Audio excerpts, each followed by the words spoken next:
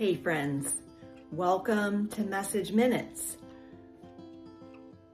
Remember when? Today's sermon in a sentence is remember when. We need to remember the things of God. One of the things that I really admire in Jewish culture is how they remember the things God did for them in the past, and they are disciplined in not only remembering themselves, but training and teaching their children about all the wonderful things that God has done for their people and in their personal lives. We need to be more diligent there. We need to remember when.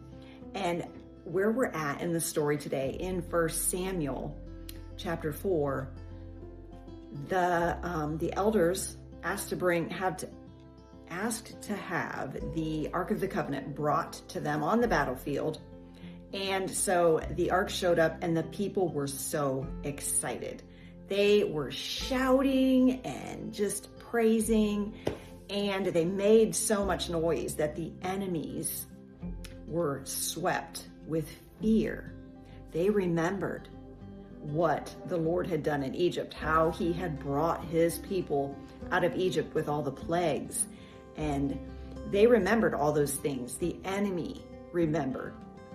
And the fear swept over the enemy in their camp simply because the people were loud about what God had done. They were so loud and rejoicing that the Ark of the Covenant had been brought to the camp. So I want to ask you, because with me, sometimes in my situations, I feel like fear has swept over me and my circumstance and my situation rather than fear sweeping into the enemy camp. So this is what I'm going to tell you. This is my advice. Don't focus on the size of your problem and how big it is, because that's how fear sweeps over us. Focus on how big our God is. Focus on that, friend. Rejoice and remember where he's been faithful in the past.